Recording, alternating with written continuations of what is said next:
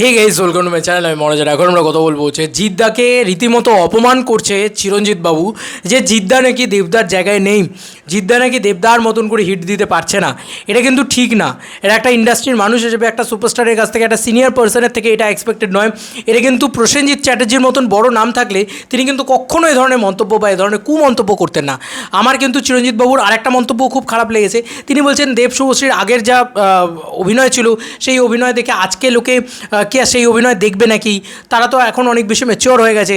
আরে ভাই, কিছু জিনিস ইনোসেন্ট তৈরি হয়ে, যে গানটা বেরিয়েছে হবে না দেখা, কি ভালো, মানে গানটাই ইনোসেন্স লাগছে, এটা চাইলেও ওরা রিক্রিয়েট করতে পারবে না। তো আমি এটাই বলবো যে ভাই, এই ধরনের মন্তব্য করা বন্ধ করুন। আপনি একটা এত বড় শিল্পী, আপনি এত বড় একজন সুপারস্টার, আপনি once upon a time huge box office দিয়েছেন, আপনি অনেক ছবি করে গেছেন, কিন্তু এ ধরনের ভুল ভাল মন্তব্য জিদ্দাকে নিয়ে করার কোনো মানে আছে? কোনো মানে আছে এইভাবে যে জিদ্দার নাকি বক্স অফিসে সেই সাকসেস টাইমটা নেই? জিদ্দার তো তোমার Raavan hit, Chengiz super hit, boomerang hit. তো এত সুন্দর যদি একটা ট্র্যাক রেকর্ড থাকে, একটা ছবি একটু আন্ডার পারফর্ম করেছে। আমি মানছি যে দেবদার মতন 26 কোটি টাকার বক্স অফিস কালেকশন জিদ্দার ঝুলিতে নেই।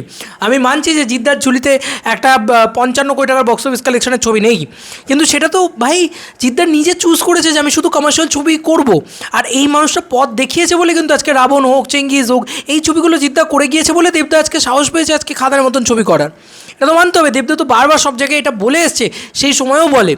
এবং শুধু দেবদা নয়, জিদ্দা এমন একজনকে এমন একজন মানুষ যিনি পথপ্রদর্শক হিসেবে কাজ করেছে, যে ভাই অঙ্কুশ হোক, হোক তোমার ইয়াশ হোক, প্রত্যেকেই কিন্তু কমার্শিয়াল ছবি করেছে জিদ্দাকে দেখা দেখি। তো মানে ওই মানুষটা আইডিয়াল কিছু মানুষের কাছে, ঠিক আছে। এবং আজকে তুমি বলতেই পারো যে এতগুলো ছবি সাকসেসফুল, তাহলে কেন সেই ছবিগুলো ওটিটিতে আসছে না, স্যাটেলাইটে আসছে না? ভাই, সেই ছবিগুলো ওটিটিতে স্যাটেলাইটে আসছে না জিদ্দার নিজের কিছু নিজের রুলসের জন্যে। জিদ্দা কারোর কাছে মাথা নত করতে পছন্দ করেন না, তো করবেনও না সেটা, এটা মাথায় রেখো। তো জিদ্দা কিন্তু করবেন না সেটা। এবার জিদ্দা বলবে যে আমি রিলস ছাড়বো আমার নিজের প্রোডাকশানে, সেটা অন্য কোনো প্রডিউসাররা শুনছে না, অন্য কোনো যারা কিনবে যে কোনো ওটিটি কোম্পানি, তারা শুনছে না এই কথাটা। জিদ্দা বলছে ছাড়বই না, করবো না, 3 বছর ছবি করবে না, তাও ঠিক আছে, লোকটা নিজের জায়গা থেকে নিজের লোকটা নড়বে না, এটাই হচ্ছে জিদ্দা। তো আমার মনে হয় না এই অপমানগুলো, এইগুলো ইন্ডাস্ট্রির ভিতরের মানুষজনদের ভিতরে করা উচিত না। এটা আমার খুব খারাপ লেগেছে অ্যাকচুয়ালিতে। আমি জানি দেব ফ্যান্সরা বিশাল সেলিব্রেট করবে, কিন্তু অ্যাজ এন দেব ফ্যান আমি কিন্তু কখনও সেলিব্রেট করছি না এই বিষয়টাকে। আমি কখনও সেলিব্রেট করছি না, কারণ আজকে দেবদা জিদ্দা দুজনেই বাংলা ইন্ডাস্ট্রির পিলার। তো আজকে একজনকে বড় করতে গিয়ে আরেকজনকে ছোটো করে দিলাম, যে ওর ছবি তো চলছে, ওর ছবি তো একাই রাজত্ব করছে, জিদ্দার ছবি তো সেইভাবে চলছে না। আর জিদ্দার ছবিও তো করে না, খুব কম ছবি করে, মানে এটা তো মানতে হবে। জিদ্দা বেশি ছবি করেন না, কিন্তু ভালো করে লক্ষ্য করো, দেবদা বছরে 2-3টে করে ছবি করবে, জিদ্দা করে না। জিদ্দা ইরেগুলার, অনেকগুলো ব্যাপার রয়েছে জিদ্দার দিকে, ঠিক আছে। এবং কে বলতে পারে কালকে লায়ন দিয়ে জিদ্দা একটা ধামাকাদার ব্যবসা দিয়ে দিল কিনা? হ্যাঁ, এগুলো সব বাদই দিলাম আমি, কী হবে যদির কথা নদীতে তুমি এক্ষুনি বলবে।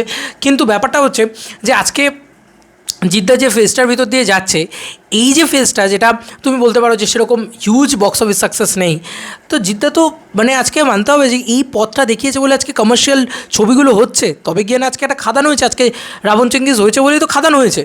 ওয়ান্স আপন এ টাইম আমরা রাবণ চেঙ্গিজ নিয়ে লাফালাফি করেছি, আজকে আমরা সেটা ভুলে যাবো এত সহজে? না, এটা করতে পারবো না। যাই হোক, আমার মনে হয় যে একটা ইন্ডাস্ট্রির মানুষ হয়ে, কখনও আমরা যদি বাইরের ফ্যান্সরা এরকম ধরনের কথাবার্তা বলে, একটা ইন্ডাস্ট্রির মানুষ হয়ে কিছু জিনিসের সংযত রাখা উচিত। আমার ঘরে যদি একটা ফুটোও থাকে, আমি সেটার উপরে বসে সেই ফুটোটাকে ধাক্কা দিয়ে অতিথির সামনে অন্তত হাসি মুখে থাকবো। আমার ঘরের ফুটোটা অতিথিকে ডেকে দেখাবো না, দেখো আমার ঘরটার কী অবস্থা, আহা আমার কি দৈন্য দুর্দশা চলছে, না।